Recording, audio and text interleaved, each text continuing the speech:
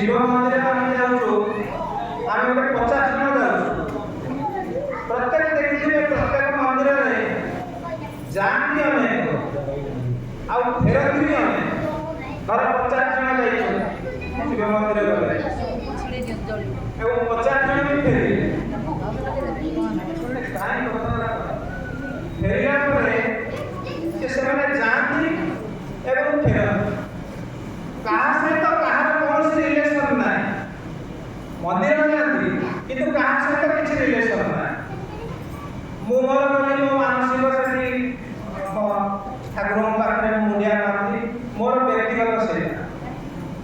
से व्यक्तिगत कथा मु कहा शेयर कर पारिबे सेटा मोर राइट्स जे कोस मंदिर देखो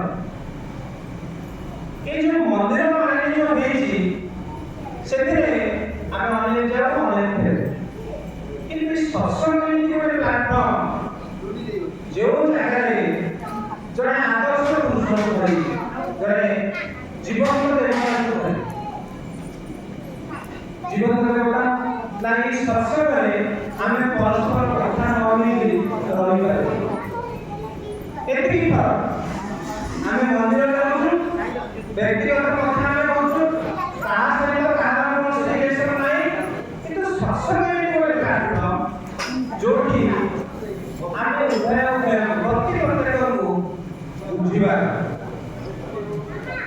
मो परिवार में अशांति लगी मु क्या कहीपर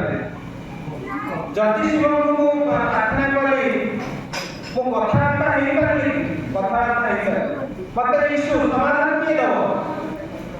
ठाकुर कहते सत्संग होची जेति परिवार से बसई से निजे सहकर्मी ज्येष्ठ पुत्र ये जो हर समस्या समाधान पाई व्यक्ति दाम्पत्य परिवार ये तीन जगह समतुल समान हो जाए आज का डेट रे तर बाट कोटा तर समाधान रास्ता कोटा समाधान रास्ता होची सत्संग एटी प्रैक्टिकल हवा पड़ो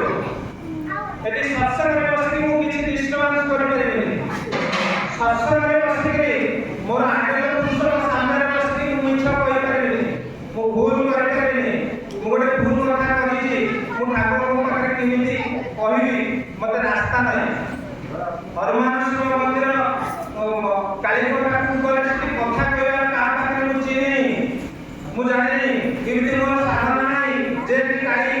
बा दुर्गा बा हनुमान मते उपाय के कहि देबे जे तो परिवार समस्या समाधान होची एटा तू एटा करे तू भलो है किछि ना किंतु सत्संग होची एति गोटे प्लाटफर्म जोठी मो मनर जो वेदना मो परिवार जो अशांति का भाई सहित भाई अंदरटा स्वामी सहित स्त्री अंदरटा झियो सहित मां अंदरटा से समस्या समाधानटा सत्संग रे अछि ठाकुर कहछि एक सुजोग मिल जाए गोटे गुरु भाई को पाखे मोर जीवन चलणीटा किंति सरल हो मो कठिन भितर अछि केते मानसिक कली केते मंदिर कली किंतु मो शांत होई पारे कारण ठाकुर कहले गोटे मात्र मार्ग होची सत्संग सेटा